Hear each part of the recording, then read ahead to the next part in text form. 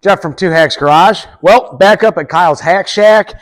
And you know what, guys? We're getting to a point where we can start assembling the rest of this 455.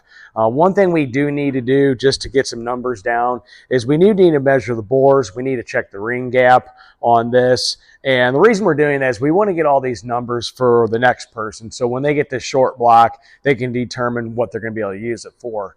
In many cases, you know what, if somebody buys a short block, they're going to want to know what the ring gap is. So if they are going to add boost to it or nitrous oxide or just keep it naturally aspirated. Same thing with the piston to wall clearance. That's going to factor into how this engine is going to be used. So everything we're doing with this, we want to make sure not only is it done right, but we have the information in place for when the next guy gets this, they can do with what they want with it based upon the numbers that are currently going to be with the engine. Now, should we already have that information? Well, this engine's been built and it's been torn down, and that's been a total of, Kyle, about what, 5 years or so? Yeah. So yeah, this is a 5-year-old engine, and we just don't have those numbers. So we just need to make sure that we get all that. So when the next guy hits the road and whatever he puts this in, he can be sure whatever he's done with it, he can go out, play with it, hammer on it, and do it, and know it'll last. With that, guys, we need to get some of them fancy measuring tools out and get at it.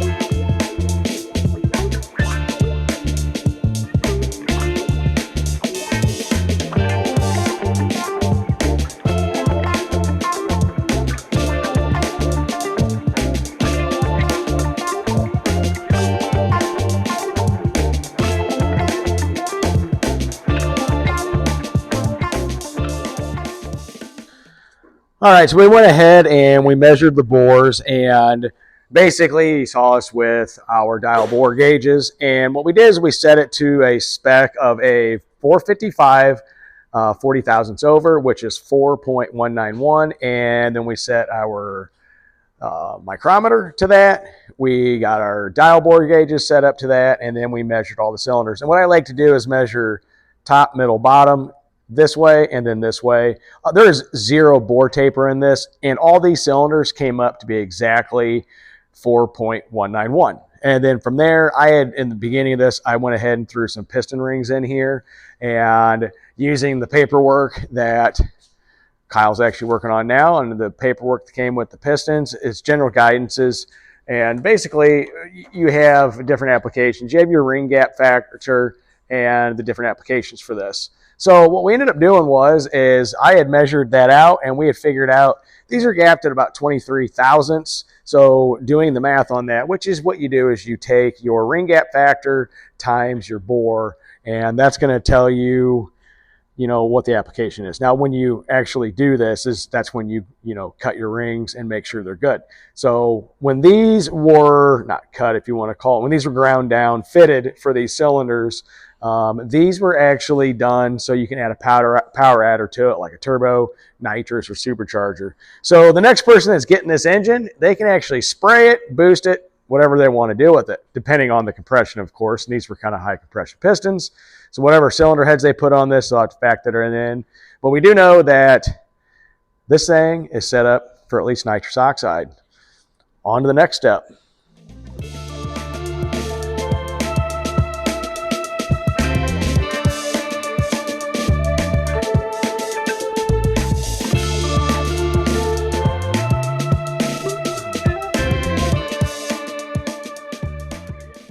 All right, so what we did here is we actually measured the diameter of the piston. And if you look here, it does have the pads on it with the dots. That's generally a good guideline to measure, but you want to go off the bottom of the skirt and come across there, which those happen to line up. So you use your micrometer for that, and you record that number. So Kyle and I just checked each other's work. We came up with the piston size is 4.185. So we know our bore, which is 4.191. Take the piston size out, and the piston wall clearance is 6 thousandths. If you go over and look at the chart, street naturally aspirated, a little bit more than that. Street towing, aka rolling the coals to it, 5 to 6 thousandths. So it's on the high end of that. But if you look here, street nitrous or supercharged, well, you're looking at 5.5 to 6,500. So that's right in the middle. So judging by how they gap the rings and how they did the piston to wall clearance in this engine here is set up. Well, I'm going to put this to you this way. The pistons that were in this were 11-1 with the heads he had.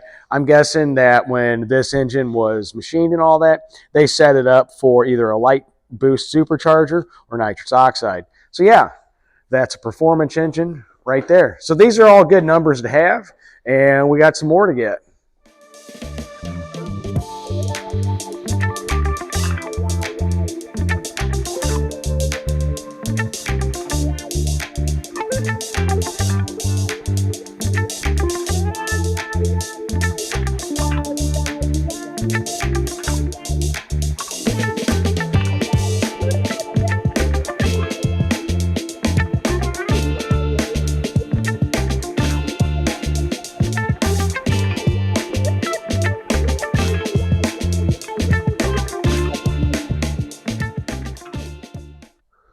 All right, so what we started doing is actually measuring what the rod journal clearances were going to be.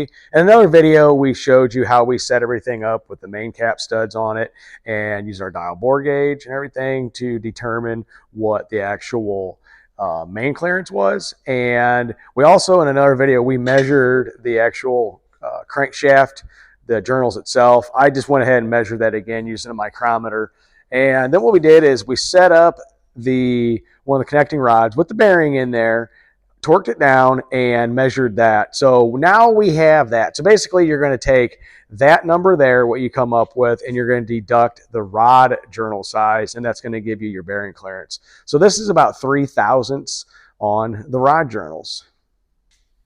All right, so there you have it. I know it's kind of a video, just a bunch of math and measuring, but this is something we needed to do. So the next guy or gal that gets this engine, they know all the clearances in it. We're going to write all that information down there. So now that we know all of our clearances with this engine, what we can do is we can actually start assembling the rest of it. Last video, what we ended up doing, guys, is we went ahead and put that crank in there because we did the rear main seal and got that all torqued down. So we're pretty much ready at this point to put the rods and pistons in this, get the oil pump in it, and start buttoning up on the bottom end. So with that, guys, it was just math, just measuring, but it's math and measuring that needs to be done to know what kind of clearances are put in this engine so you know what you can do with it. As you can see, this engine, it's been set up for performance. It's a mouthful. And this one here, judging by what pistons Kyle originally put in it, they were higher compression. I'm going to guess whoever gets this next, if they want to, they can spray it, they can leave it alone, or if they get a bigger combustion chamber head, they can actually supercharge it. With that, guys, in the next one, what we're going to do is we're going to start assembling the bottom end. Later.